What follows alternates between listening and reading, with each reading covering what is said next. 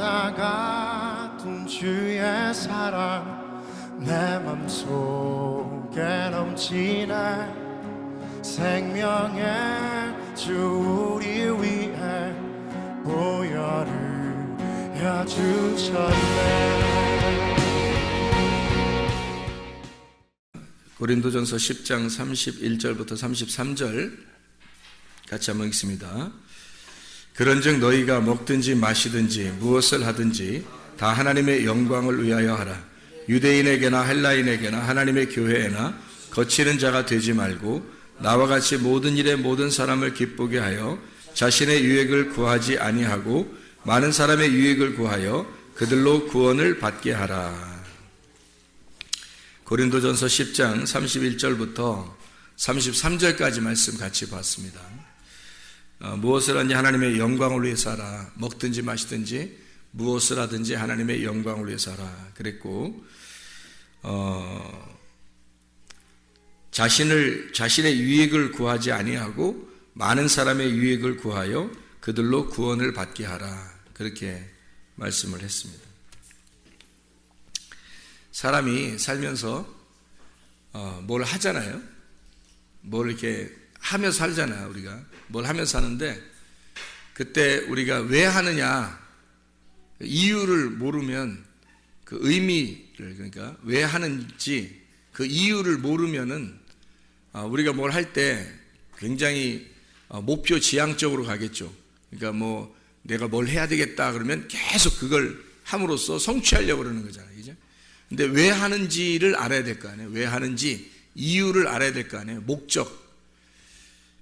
먹는 거, 마시는 거, 그래 잘 먹고 잘 살자. 그게 우리의 목표라면 실제로 잘 먹고 잘 살았을 때 내가 왜 잘 먹고 잘 살아야지? 그 왜라고 하는 의미를 거기에다가 부여하지 못하면, 그 목적을 부여하지 못하면 잘 먹고 잘 사는 것이 우리에게 큰 의미가 없단 말이에요. 그러면 뭐 어떤 사람도 잘 먹고 잘 살아요. 이 사람도 성공했다고 해서 잘 먹고 잘 살고, 근데 잘 먹고 잘 사는 게 목표가 됐으니까 그게 다 이루어지면 왜라는 의미가 없으면 그것으로 완성이 된 거잖아요. 끝났잖아요. 그러니까 성취감, 자기가 이렇게 잘 먹고 잘 살게 되었다, 끝, 이렇게 된단 말이에요. 그러니까 성취하고 자기는 목표를 달성했으니까 성취하고 끝난단 말이죠. 근데 사실은 왜 그렇게 내가 해야만 하는지를, 왜 내가 이렇게 먹어야 되고 왜 마셔야 되는지, 목표라고 하는 것하고 목적이라는 게 굉장히 다르죠. 선생님이 돼야 되겠다, 의사가 돼야 되겠다, 목사님이 돼야 되겠다, 찬양 인도자가 돼야 되겠다. 그러면 돼야 되겠다는 것은 목표지. 근데 왜 돼야 된다는 것은 목적이죠. 그러니까 목표를 따라서 살 거냐 아니면 목적을 따라서 살 거냐. 그러니까 목표를 지향적으로 산다면 목표가 이루어지면 끝이에요. 대학을 좋은 대학 들어가야지, 그리고 좋은 직장에 들어가야지, 결혼도 잘해야지, 그리고 잘 먹고 잘 살다가 그 다음에 죽어야지, 이제 이렇게 그 단계별로 목표를 세워가지고 쭉 해나간다는 거예요. 근데 왜 내가 공부를 잘해야지? 좋은 직장 가기 위해서. 좋은 직장은 왜 가야지? 잘 먹고 잘 살라고. 잘 먹고 잘 사는 건 왜 잘 먹고 잘 사는 거지? 그게 나의 인생의 전부니까. 그래, 잘 먹고 잘 살다가 어디로 가지? 너의 목표, 어디 마지막 종착역은 어디지? 죽음. 이렇게 되는 거죠. 그러면 이 사람은 목표 지향적으로 살다가 결국 죽는 거 아니에요, 우리가. 근데 성경은 우리에게 너 먹든지 마시든지 무엇을 하든지, 무엇을이란 말은 먹고 마시는 것으로 끝나는 게 아니라 우리가 목표를 세워서 뭔가 이루고 행하고 하는 모든 것을 말하는 거잖아요. 그거를 할 때 목적이 있어야 된다는 거예요. 왜 해야 되는지를 알고서 해야 된다는 거예요. 그래서 그 왜라고 하는 목적이 뭐냐? 성경에 보니까 하나님의 영광을 위해서 해라. 너 자신을 위해서 하지 말고 하나님의 영광을 위해서 해라. 그럼 나는 뭐야? 그럼 하나님의 영광으로 살다가 나는 소모품으로 하나님의 영광을 위해서 살다가 나는 인생 마치는 자가 되는 거예요? 그게 우리가 이 땅에 태어난 목적이에요? 하나님을 위해서 나는 소모품으로 살다가 그 먹다 버린 이런 것처럼 이렇게 하나님 앞에 내가 쓰임 받았어요. 그리고서 나는 버려지는 그런 인물들이냐고. 그러니까 우리가 그렇게 태어났냐고. 그거 아닐 거 아니에요. 우리가 목적이 너 하나님의 영광을 위해서 하라는 말이 하나님 영광을 위해서 하라면 우리는 그러면 그 목적을 다 상실, 아무것도 하나님만 위해서 나는 아무것도 아니야 그럼? 여기에 33절에 보니까 뭐라고 되어 있냐면 고린도전서 10장 33절에 보니까 자신의 유익을 구하지 아니하고 모든 사람의 유익을 구해서 라고 되어 있어요. 그럼 모든 사람을 유익을 구해서 여러분이 산다 그러면 다른 사람의 유익을 구해서 산다는 건 왜 그렇게 하는 거예요? 나의 유익을 구하지 아니하고 다른 사람의 유익을 구해서 이렇게 잘해주면서 산다는 거예요. 왜 그런 거예요? 왜 그렇게 사는 거죠? 그게 자기를 위한 거니까. 그게 자기를 위한 거니까. 남에게 유익을 주는 것이 곧 자기를 위한 거니까. 자, 생각해봐요. 주변에 지금 여러분 가족도 있고 자녀도 남편도 아내도 부모도 친구도 성도들도 목사님도 옆에 쭉 내 주변에 있는 모든 게 결국 누구라? 결국 누구예요? 나예요. 나를 존재케 하는 이유란 말이에요. 내가 나로서 존재하는 이유가 이 사람들 때문이에요. 아니 세상에 아무도 없으면 내가 왜 살아? 아니 세상에 아무도 없는데 내가 왜 사냐고. 살 이유가 없잖아. 나 혼자인데? 혼자인데 나 혼자 왜 살아요? 다른 사람이 있음으로써 그 사람이 나를 비추는 거울이 되는 거예요. 그래서 그 사람들을 보면서 나를 발견하고 그 사람들에게 내가 잘해줌으로써 나에게 잘해주는 거죠. 왜냐하면 내가 그 사람들에게 잘해줬을 때 거기서부터 상대적으로 나한테 악하게 행동하겠냐 이거야. 다른 사람의 유익을 구하는데 그 사람들은 나한테 악하게 구하겠어요? 아니죠. 내가 유익을 구해주면 그 사람들도 나를 위해서 유익하게 산단 말이죠. 그러니까 서로 상호 간에 관계가 형성되는 거예요. 사람이 어떨 때 행복한 거예요? 관계가 형성될 때 행복한 거예요. 아무 관계가 없이 자기 혼자 왕따 당하면 어때요? 행복해요? 아니에요. 왕따를 시키든 왕따를 당하든 불행한 거예요. 왕따는 혼자 하니까 다른 사람과 관계를 맺고 산다는 것이 행복이란 말이에요. 다른 사람과 관계를 맺을 때, 자, 다른 사람에게 유익을 주면 어떤 현상이 벌어져요? 유익을 줬어. 그러면 그 사람들이 막 기분 나빠해요? 막 내가 유익하게 했어요. 다른 사람을. 돈도 빌려주고, 빌려주는 것도 안 갚아도 된다고 하면서 이렇게 빌려주고, 자동차도 고쳐주고, 물도 마시게 해주고, 먹을 것도 갖다 막 주고, 떡 만들면 혼자 먹지 않고 옆 갖다 주고, 막 이렇게 했어요. 좋게 막 다 해줬어요. 또 교회도 나오게 해서 구원도 받게 하고, 천국에 가게도 막 만들어줬어요. 이렇게 다 했단 말이에요. 예를 들어서. 그러면, 그렇게 했을 때, 자기한테는 어떤 현상이 벌어지겠어요? 그렇게 했을 때. 자기한테. 그 사람들이 이 사람한테 기분 나빠해요? 아니면 어떻게 잘 해준 사람한테는 어떻게 해줄까? 잘해주죠. 그냥 잘해주는 게 아니죠. 잘 해줄 때, 자, 우리가 우간다에 우물을 파면 그 우간다에 있는 사람들이 그거 막 대부분 운대요. 우물을 파면 그 동네 사람들이 그 물을 먹는 것에 대한 그 감사가 너무 이렇게 속에서 복받쳐서 막 울면서 이 우물을 먹는답니다. 울면서. 그러면 우리가 그렇게 이게 잘해줬을 때 그 사람들에게는 뭐가 있는 거예요? 우리한테 뭐가 돌아와요? 가만히 아무것도 안 돌아와요? 아니에요. 그들의 감격이 우리에게 돌아온다고요. 그들의 감탄이 우리에게 돌아온다고. 그렇죠. 그들의 감사가 우리에게 돌아온다고요. 그럼 어떻게 행복해요? 아니면 불행해요?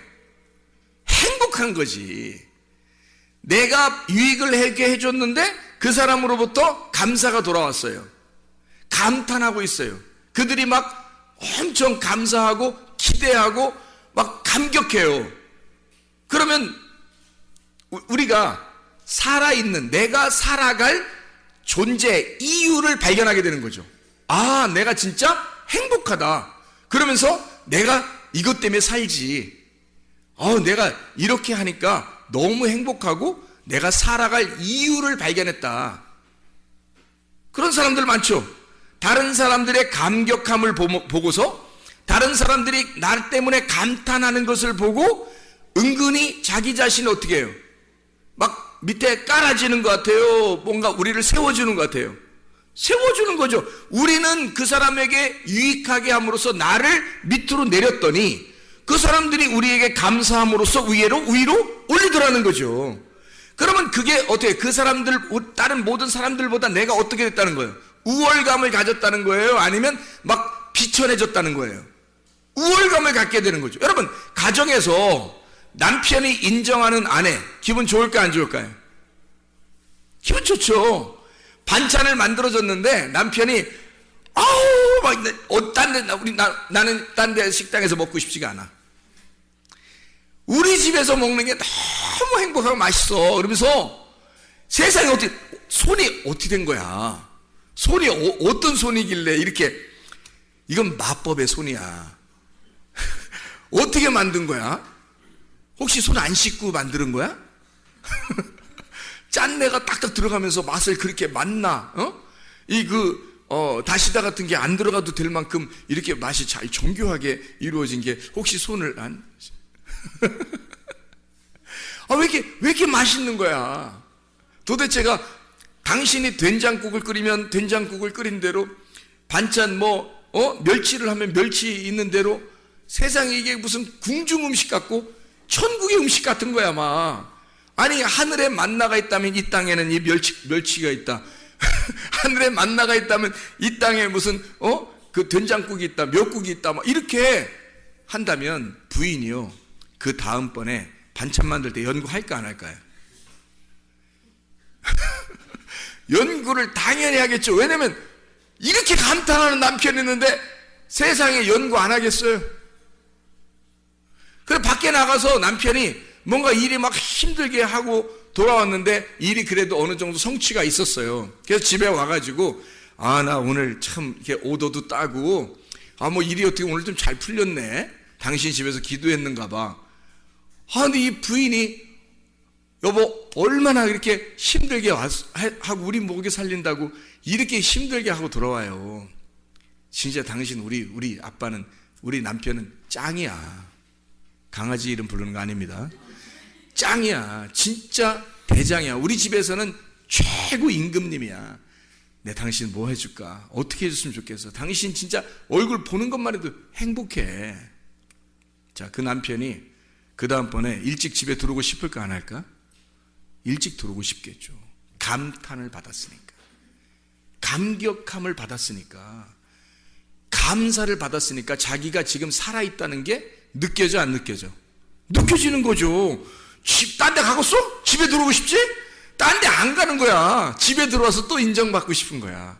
무슨 좋은 일만 생기면 꼭 집에 와서 얘기하고 싶은 거야. 부인이 막 감사하니까, 막 감격해 하니까. 자, 자녀가 공부를 잘 해왔어요. 대부분 초등학교 때는 공부 잘 하잖아요. 잘 해왔어요. 우리 집에 천재 낳는가 봐. 우리 천재 낳는가 봐. 너 어떻게 엄마보다 아빠보다 더 훌륭한 것 같아. 넌 진짜 될 사람이야. 야, 대단한데? 이 아이가 다음번 공부 더 잘할까 못할까? 더 잘하고 싶은 거예요. 왜? 칭찬을 받았잖아. 감사하잖아. 감격을 받았잖아. 사람은요, 이렇게 감탄을 먹고 사는 동물이란 말이에요. 사람 이런 감탄을 먹고 사는 동물이라고. 목사가 설교했는데도 자고 막 이렇게. 그럼 목사 설교하고 싶겠어? 생각을 해봐요. 피드백이 있어야지. 이 반응이라는 게 있는 거야. 반응이. 피드백이 있어야 되는데 전혀 그런 게 없어. 그럼 설교하고 싶게 혼자 떠드는 거야. 이 사람들이 지금 말씀을 듣고 있는 건지 안 듣고 있는지 알 수가 있어야지. 근데 막 피드백이 되는 거야. 막 좋아하고 얼굴 표정도 막 좋고 막 졸린데도 막 안 졸리려고 막 하고, 분명히 피곤한데 막 안 졸리려고 막 하고, 그 다음에 막 아멘 감사해요 막 이렇게 말씀을 듣는다면 목사 설교 저절로 나오죠. 그렇지 않겠어요? 선생님도 감격을 받고 싶어 하고요. 학생도 감격을 받고 싶어 하고요. 자녀들도 감격을 받고 싶어 하고 남편도 아내도 부모도 다 감사를 받고 싶어 한다고요. 그게 왜 그러냐면 자기가 살아있는 존재 이유를 깨닫기 때문입니다. 살아있는 목적. 자, 우리가 다른 사람에게 왜 유익하게 해요? 그들의 감탄을 보고 싶어서 그런 거예요. 이해하겠습니까? 결국 누구를 위한 거예요? 자기의 살아있음을 보고 싶은 거예요. 자기가 살아있음을 그 존재 이유를 발견하기 위해서 내가 나의 존재 이유를 발견하게 된다는 거지. 다른 사람에게 유익하게 함으로써 그 사람들의 감사와 감탄을 통해 나는 살아있음을 깨닫는 거죠. 자, 행복이라는 게 뭐예요? 행복이라는 게 뭐예요? 영혼이 살아 숨쉬는 게 행복이란 말이에요.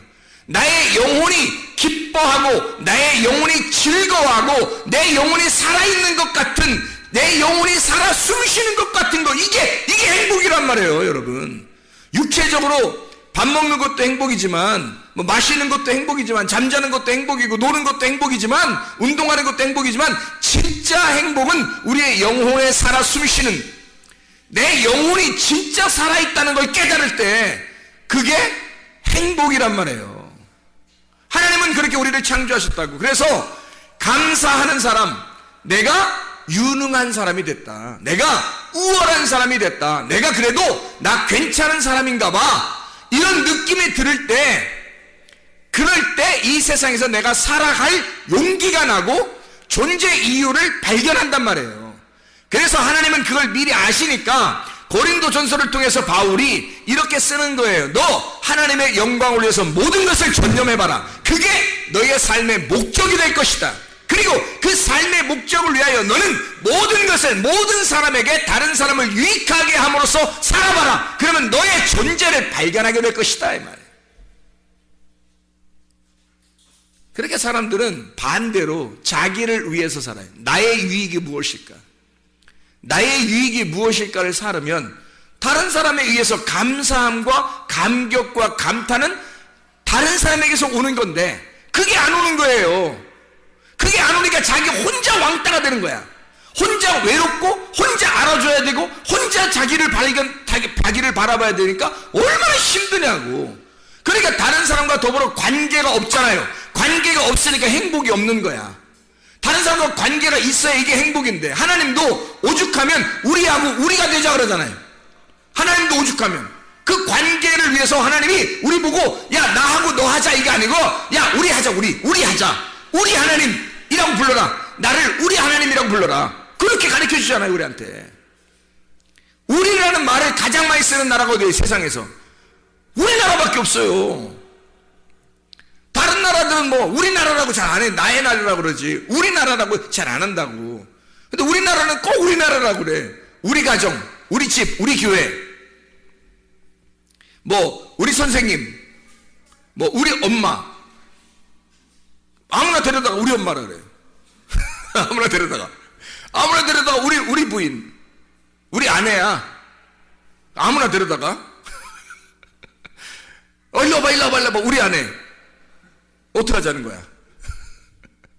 우리 딸, 이 사람이 난 것도 아닌데, 우리 딸, 우리 아들, 이 사람이 난 것도 아닌데, 소개시킬 때 그러죠. 우리 아들, 우리 딸, 같이 난 거야?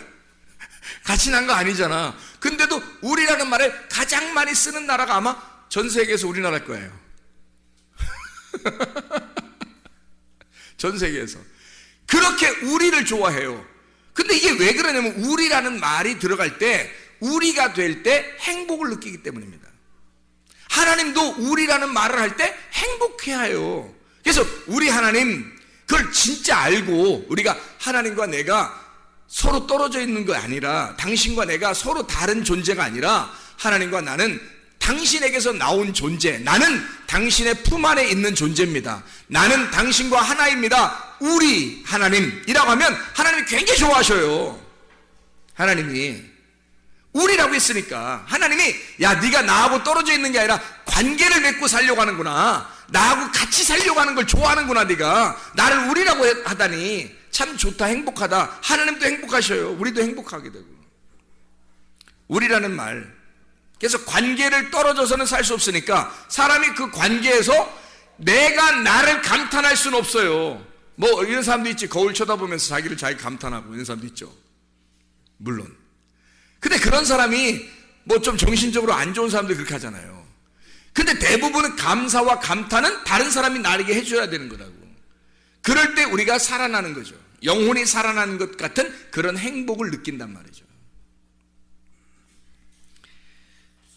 행복이라고 하는 건 뭐 크게 어려운 게 없어요. 행복은 자기가 막 억압되지 않은 뭔가 해방되고 뭔가 그 자유롭다 이럴 때 행복을 느껴요. 사람은 그냥 행복하다 이럴 때 막 뭔가 막 억압돼 있는 것 같아. 학생들 막 공부하는 거 막 억압돼 있는 거. 이 세상에서 가장 불행한 공부 학생들을 우리나라 한국 사람들이라 그러잖아요. 왜 그래요? 억압된 교실에다 막 놓고서 억압되게 공부를 시키는 거예요. 주입식으로. 그래 이게 공부에 행복하겠냐고요. 그래 이 사람들이 이 학생들이 그걸 또 이겨내려고 그래요. 왜 이겨내려고 그래요? 아니 공부할 때 그 억압된 그 공부가 안 좋은 거야, 싫은 거야 그게. 학생들한테 행복은 뭐냐면 자유해야지 행복이에요. 야 알아서 공부해. 알았어요. 알아서 할게요. 숙제 알아서 해. 예 알아서 할게요. 공부 알아서 해. 예 알아서 할게요. 이게 굉장히 행복한 거거든요. 공부를 자유롭고 자기가 하고 싶을 때 하는 거, 자기가 자기의 주도적으로 할 수 있는 거가 되면 재밌죠. 근데 재미가 아니라 막 주입을 시켜요. 콩나물 같이 딱 교실에다 막 놓고 어떤 학교는 창살도 있고 그래서 딱 갖다 가둬놓는다고요. 그래 놓고 거기다 공부를 시켜놓고 이거 외워야 돼. 막 공식도 막 적어놓고 그거 외워야 돼 무조건. 그래야 성적이 나오게 만들어놔요. 그리고 숙제도 그렇고요. 그렇게 억압돼 놓으면은 이 학생들이 기분이 좋겠냐고. 행복하지 않죠. 왜 그래요? 왜 안 행복해요? 누가 시킨 거니까. 억압된 거니까. 별로 재미가 없는 거란 말이에요. 근데 그거를 학생들이 다 우리나라 학생들은 세상에서 보기 드물게 참아내요. 그것 또한 신기한 거지. 아마 다른 나라는 이렇게 했으면 별로 아마 이런 시스템을 별로 인정하지 않았을지도 몰라요. 그 분위기 자체가 그러니까. 가정도 그렇고. 근데 우리나라 학생들은 그걸 꿋꿋하게 참아요. 중학교, 고등학교 6년 동안을. 진짜 초등학교까지 합하면 12년 동안을 참아요. 왜 참을까요? 왜 참을까? 네? 왜 참을까? 그냥 참으라고 하니까. 그냥 참으라고 하니까 참아요? 그럼 왜 참아요? 여러분 왜 그걸 참아내면서 그걸 어려운 공부, 별로 행복하지 않은 공부를 그렇게 해야 돼? 왜요?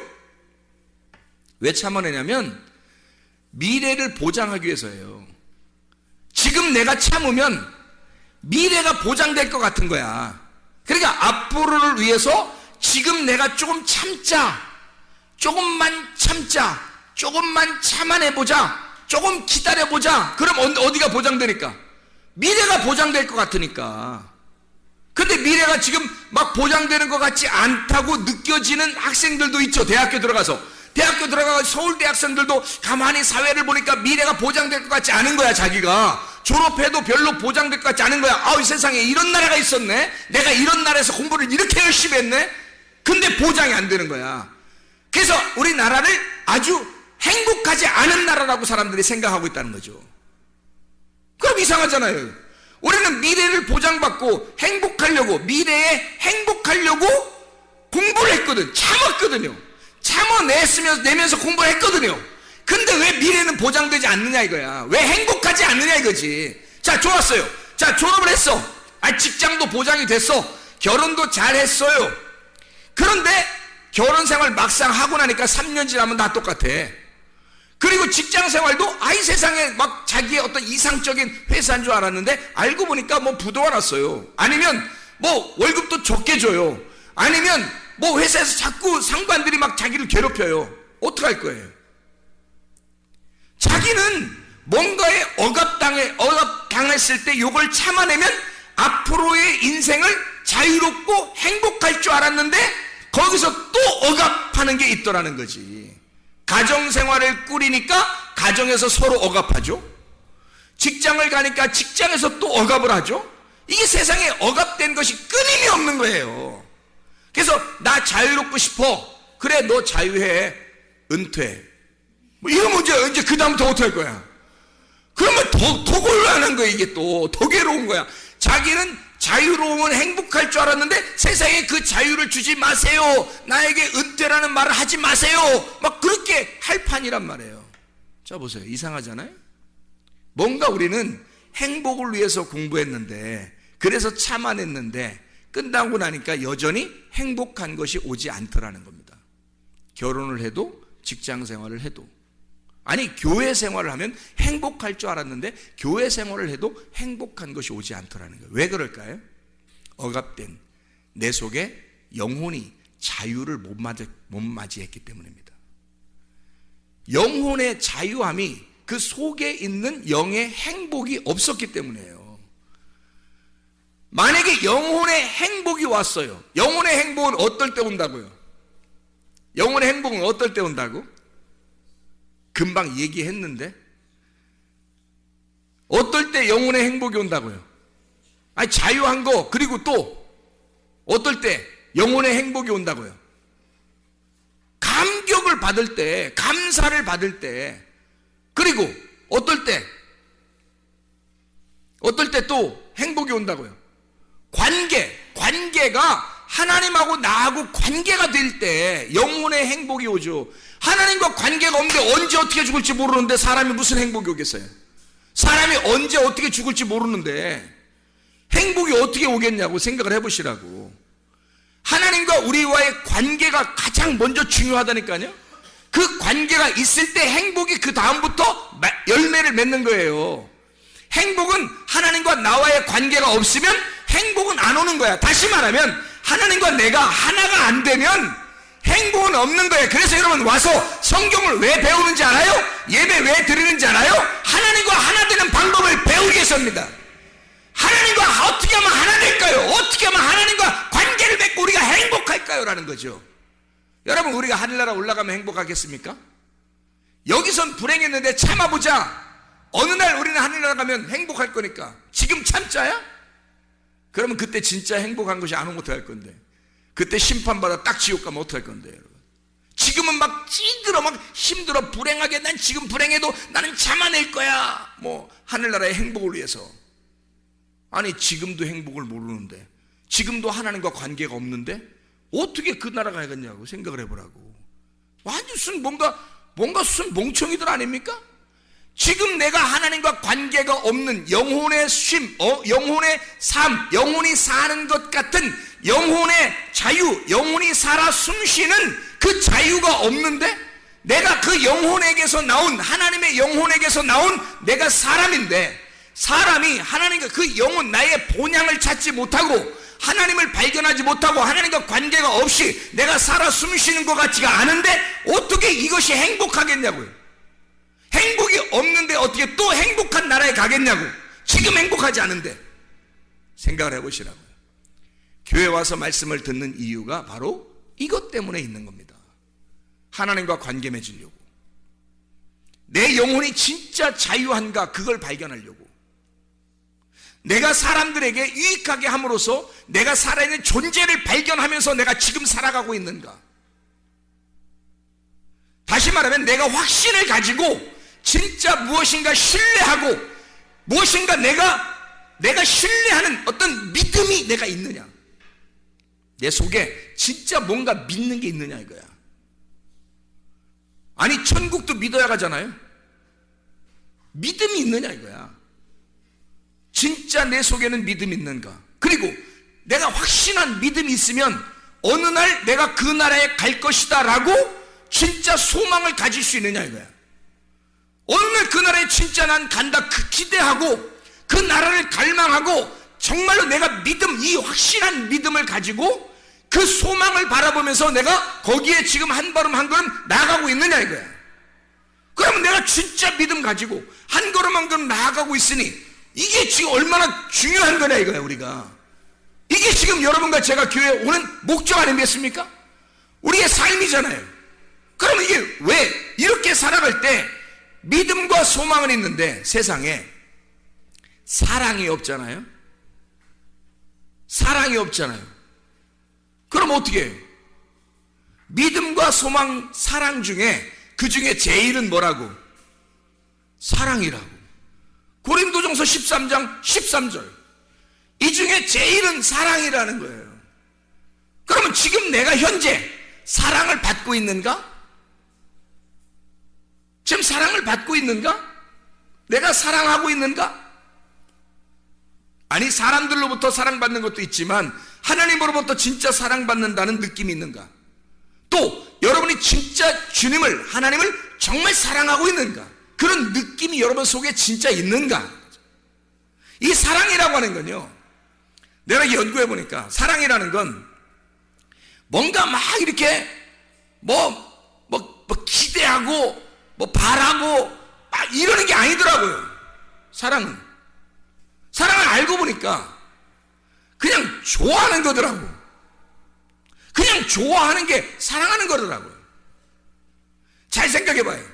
자, 막 내가 열심히 뭔가 해서 이 사람의 기대에 맞추어 가지고 이 사람으로부터 내가 좀 인정받기 위해서 막 하려면 얼마나 힘들겠어요? 근데 그냥 좋아하는 거야. 그냥 좋아하면 사랑인 거야. 아니, 하나님이 우리한테 바라는 게 뭐 있겠어요? 뭘 바라겠어요, 여러분한테? 믿음, 소망, 사랑. 그 중에 제일은 사랑이라. 뭐? 좋아하는 거. 그냥 하나님을 정말 좋아하느냐 이거지.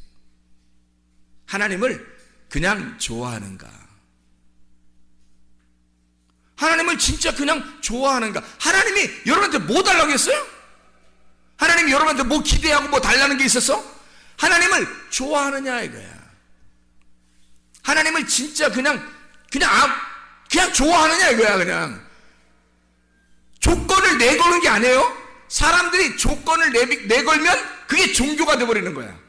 조건을 내걸으면 네가 이렇게 해주면 내가 사랑할 거야. 네가 요 정도 해주면 내가 좋아할 거야. 그러면 조건을 내버렸잖아요. 그건 사랑이 아니지. 그건 그냥 좋아하는 게 아니잖아.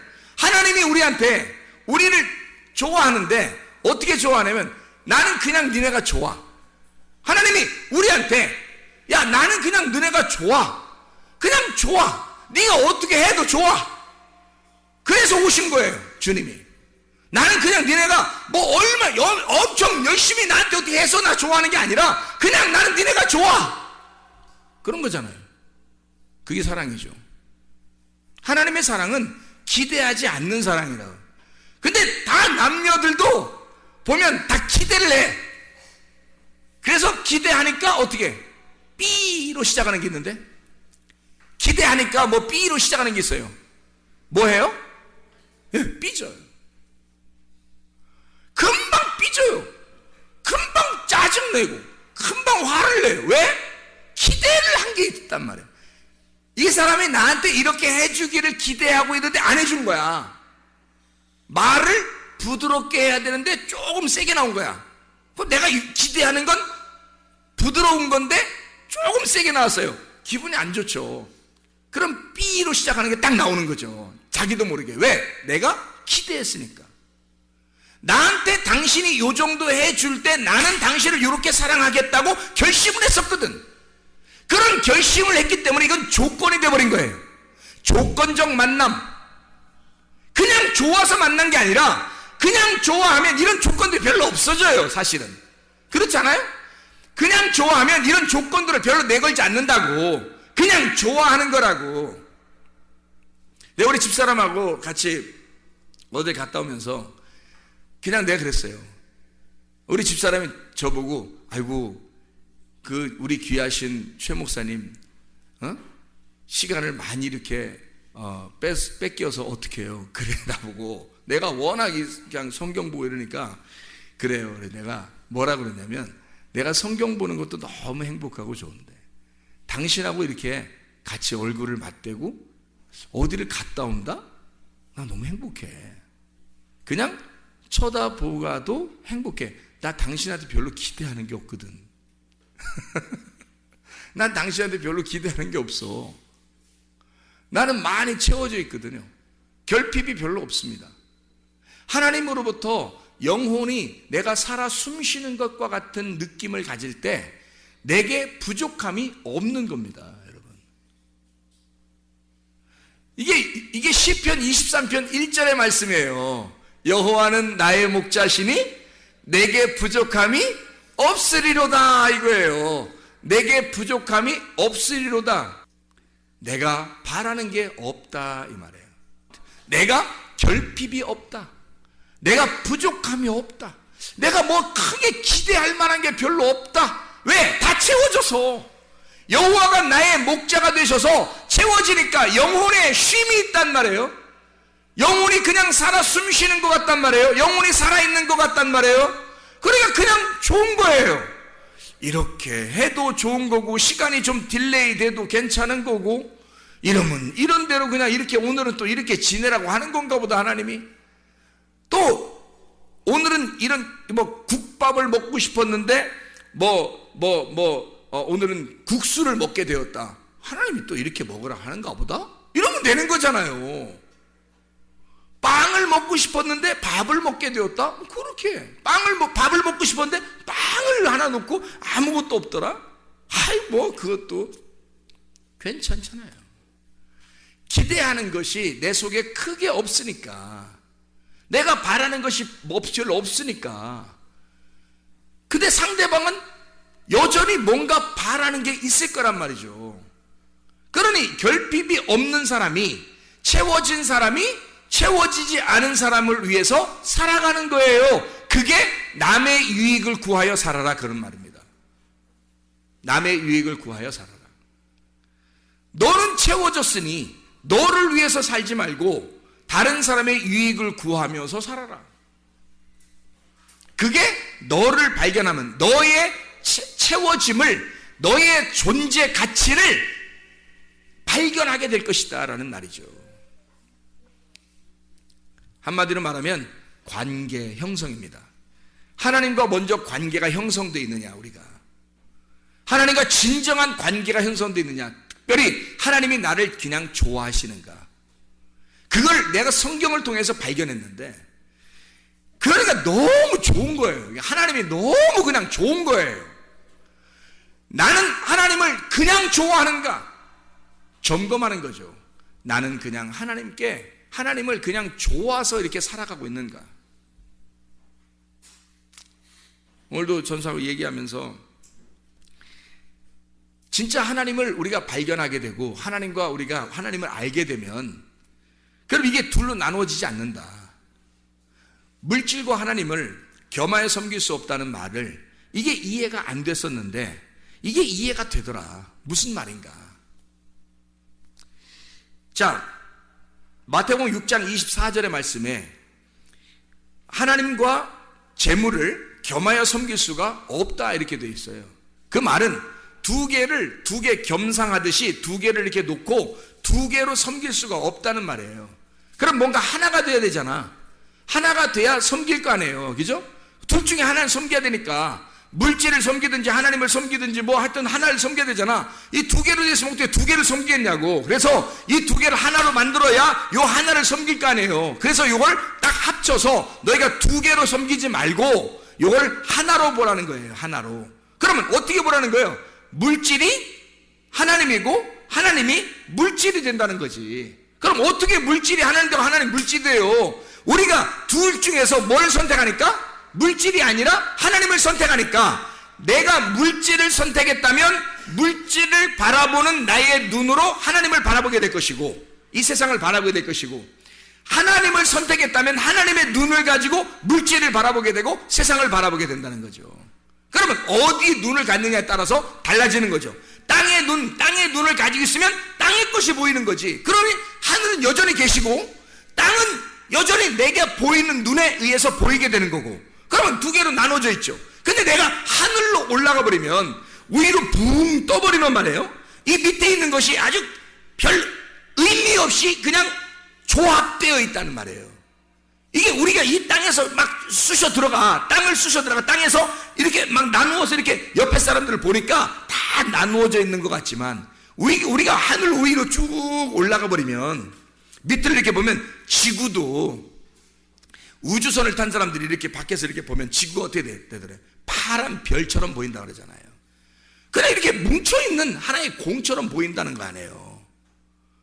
하물며 비행기만 타고 올라가도 밑에 있는 아파트나 뭐 집이나 이런 것들이 다 무슨 성냥각처럼 이렇게 세워져 있고, 자동차 뭐 솔직히 자동차 막 지나다니는 거 막 슉슉슉 다녀요. 위에서 이렇게 비행기 타고 위에서 이렇게 보잖아요. 유리창으로, 비행기 유리창으로 보면은 무슨 개미들이 왔다 갔다 하는 것 같아요. 개미들이.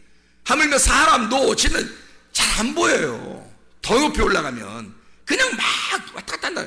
이렇게 하늘 위에 올라가서 이걸 바라보면 이것이 하나의 뭉쳐진 덩어리로 보인단 말이에요. 다시 말하면 땅은 하늘에서 나온 존재라는 거지.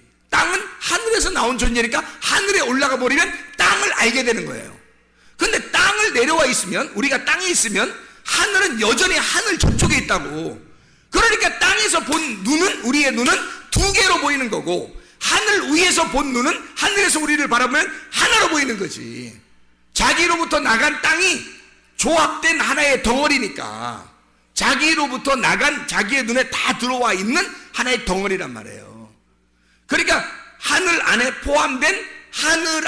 포함된 땅이 되는 거죠. 이해가 돼요? 그래서 보세요. 물질과 하나님을 어떻게 하나로 섬기느냐면 이렇게 하는 거예요. 물질이라고 하는 건 우리 모든 사람들이, 교회 다니는 사람들이 물질을 뭐라고 생각하냐면 악하다고 본다 이거예요. 악하다고. 그러면 하나님은 선하다고 본다고요. 그러니까 선과 악으로 이렇게 나눠지잖아. 근데 이 물질을 악하다고 보지 말고 이렇게 보란 말이에요. 어떻게 보느냐 보세요. 물질이 악한 게 아니라 하나님이 우리에게 주신 건데, 이것을 뭘로 보냐면 하나님이 이 물질에 들어와 버리면, 하나님이 물질에 들어와 버리면 어떻게 되겠어요? 하나님이 물질에 들어와 버리면 물질과 하나님이 같이 있는 거죠. 그러면 보세요. 자, 물질을 악하게 받고 하나님을 선하게 받는데 이 하나님이 물질 안에 와보니까 물질과 하나님이 하나더라 이거야. 이렇게 하나로 보라는 거야. 자, 이걸 이유를 설명해 줄게요. 요한복음 1장 14절에 말씀이 뭘로 왔죠? 육신으로 옵니다. 육신은 악한 건데, 육신은 악하고 말씀은 선한 건데 어떻게 말씀이 악한 육신에게 와요? 이상하잖아. 그렇죠? 말씀이 육신에게 들어왔단 말이에요. 그것은 말씀이 육신 안에 들어올 때 말씀과 육신이 하나가 되어버린 거예요. 어떻게 된 거예요? 말씀은 살아있는 거고 육신은 죽은 거거든. 살아있는 게 이 죽은 것 속에 들어와 보니까 이 죽은 게 살아나더라는 거지. 자, 창세기 2장 7절에는 흙을, 가루를 내가지고 거기에다가 하나님의 생기가 집어 들어가니까, 말씀이 들어가니까 어떻게 돼? 흙이 살아나더라는 거야. 그게 사람인 거야. 그러면 사람은 뭘로 이루어졌다는 거예요? 선과 악으로 이루어졌다는 거지. 말씀이 육신이 되어서 이루어진 게 사람이라는 거지. 이해가 되겠어요? 그러니까 하나님과 물질이 하나로 이루어진 것이 사람이더라는 거야. 하늘에 있는 빛이 땅이라는 어둠의 침투에 들어와요. 이게 요한복음 1장 5절 9절의 말씀이야. 근데 사람들이 깨닫지를 못하는 거야. 빛이 왔는데, 어둠 속에 빛이 와버렸는데 어둠 속에 빛이 오니까 빛과 어둠이 하나가 된 거예요. 근데 사람들이 못 깨닫는 거야 이게. 창세기 1장 2절 3절에도 땅이 혼돈하고 어둠 가운데 있는데 빛이, 하늘에 있는 빛이 그 땅에 온다는 거야. 똑같은 말씀 아니에요? 자, 그러면 이 악한 땅에, 혼돈스러운 땅에, 공허한 땅에, 흑암인 땅에 빛이라는 선이, 빛이라는 하나님이 들어오신단 말이에요. 그러면 이 땅이 어떻게 되겠어?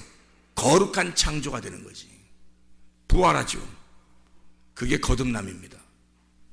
하나님의 말씀이 여러분 속에 들어와 버리면 나는 원래 악해. 우리들은 악하다고요. 분명히 결함이 있어요.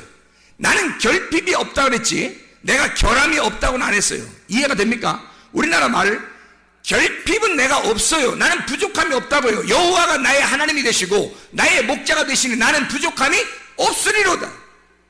나는 더 이상 다 하나님으로부터 채움을 받으니까 별로 부족함이 없고 결핍된 건 별로 없단 말이에요. 근데 나는 여전히 결함이 있다고요.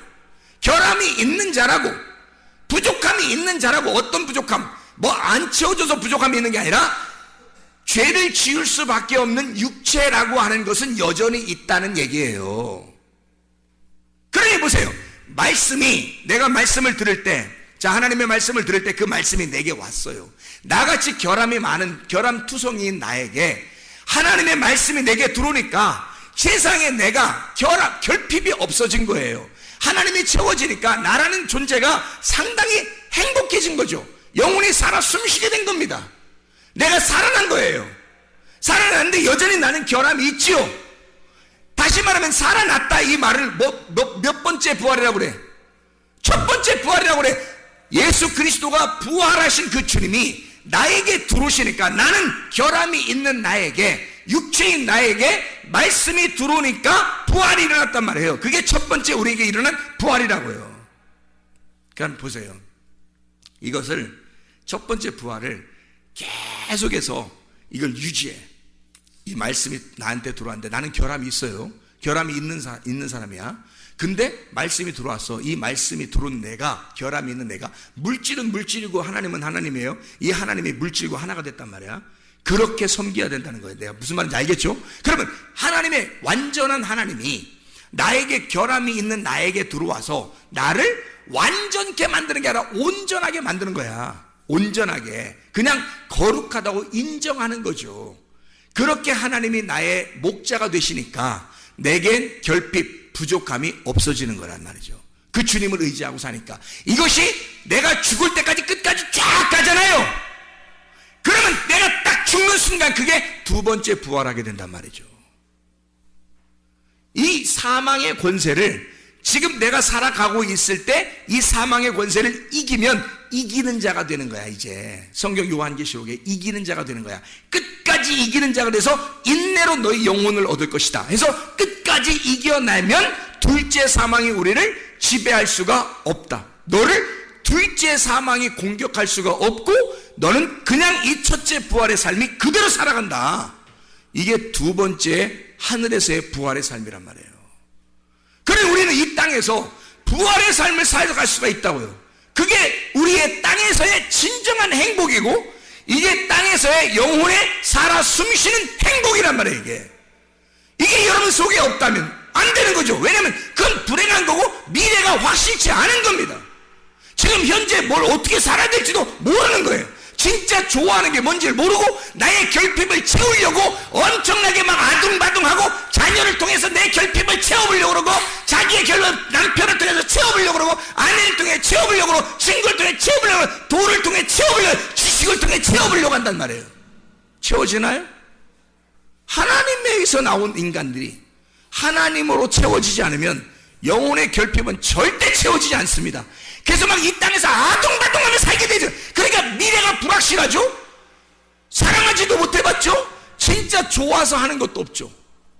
그냥 어쨌든 막 어떻게든지 뭔가 이루어야 돼. 자기가 그렇게 살아가는 얼마나 힘든 인생을 살아요. 수고하고 무거운 짐진 자들아 다 내게로 와라. 내가 너희를 편히 쉬게 하겠다. 나는 마음이 온유하고 겸손하니 멍에를 메고 와서 배워라. 주님 멍에는 쉽고 짐은 가볍다. 어떻게 될 때? 주님과 하나가 될 때. 그 주님이 같이 이 물질을 줘주신다는 거예요. 자, 물질만 바라볼 때는 하나님과 물질을 나누어서 보니까 물질을 바라보니까 우리에게 결핍이 여전히 있더라는 말이에요. 여전히. 그래서 만족을 못 줘요. 행복함이 없어요. 근데 하나님을 모시고 나니까 그 하나님으로부터 빠져나온 육체, 하나님으로부터 빠져나온 그 물질이 다 하나님 속에 있더라는 거지.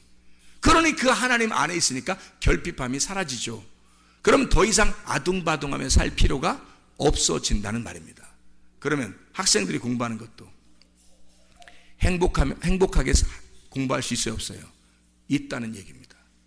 행복하게 공부할 수 있다는 얘기예요. 자, 보세요. 학생들이 공부할 때 미래를 위해서 공부하죠. 그런데 지금은 뭐예요? 지금 인생은 다 버려버리는 거예요? 지금 인생은 버려고 내가 나중 몇 년 후에 그때를 위해서 지금은 나는 어쨌든 고통을 받아야 된다. 이겁니까? 하나님이 과연 그런 식으로 공부하라고 만들었을까 우리를? 아니잖아요. 지금도 행복하게 공부할 수 있다는 얘기입니다. 자기가 만족한 하나님의 영혼이 채워졌을 때, 만족한, 그래서 어떤 걸 해도 행복하고 기쁘고 즐거움이 있을 때, 즐거움으로 하는 것들, 진짜 행복한 거죠. 공부를 해도 행복하죠. 결혼을 해도 행복한 거죠. 직장을 가도 행복한 거고, 돈이 있어도 별로 없어도 행복하게, 삶이 행복한 거죠. 근데 주님이 없으면 이 세상의 결핍 때문에 힘들어요. 그래서 자기는 막 아둥바둥하며 살게 돼 있습니다. 그럼 우리는 불행을 끌어안고 사는 거예요. 그래서 미래 어느 날 나는 잘 돼야지 해서 지금 막 고통을 감수하는 겁니다. 사람들이요. 야, 조금만 참어. 자녀들한테도 그러죠. 우리 남편 아내들은 야, 우리 조금만 참읍시다. 그러면 어느 날 행복하게 올 거예요. 뭐 이러죠. 지금은 뭐예요? 지금은 행복할 권리가 없나요? 지금 우리는 행복할 권리가 없는 거예요? 하나님은 우리에게 지금 이 자리에 주님이 와 계신다면 주님이 뭐라고 하겠냐고요? 수고하고 무거운 짐진 자들아 제발 3년 후에 와라 그러겠어요? 그때 되면 행복할 것이다 그런 말 하겠냐고요 주님이. 수고하고 무거운 짐진 자들아 제발 지금 너희가 행복하고 쉬어야 한다. 지금 네가 행복해야 한다. 너는 뭔가 결핍되어 있는, 뭔가 너는 장애를 가지고 있는 거다. 정신적인 장애, 결핍이 있는 거야.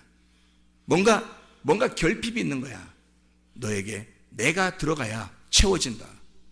물질로만 가지고 있으면 얼마나 결핍하겠냐, 얼마나 힘들겠냐, 얼마나 걷어들이고 얼마나 모아야 행복하겠냐. 자, 육신 덩어리인 흙덩어리가 살아날 수 없었을 때, 그 흙덩어리만 있을 때 이것이 뭔 사람이겠냐. 생기가 들어갈 때 비로소 흙덩어리가 살아가는 거예요. 흙덩어리가 살아간다고 이 땅에서. 천국이 흙덩어리에 들어와서 여기서 천국을 살고 있는 거라고. 그 사람이 물질에 하나님이 들어가셔서 여기서 그 물질이 천국처럼 살아가는 거라고요. 이게 이해가 되십니까? 말씀이 육신이 돼서 오셔서 이 살아있는 그 삶이 천국이라고요. 그게 천국이 이 땅에 내려오신 거라고요. 여러분 속에 하나님의 천국이 여러분 속에 임해야 행복하다고요. 그 결핍함이 없어지고 행복이 찾아온다고요. 진짜 행복이. 여러분 먹든지 마시든지 무엇을 하든지 하나님의 영광을 위해서 하라. 너의 유익을 구하지 아니하고 모든 사람의 유익을 구하여 너의 존재 가치를 발견해라. 진짜 행복을 구하라. 진짜 행복이 무엇인지 발견해라. 기도하겠습니다.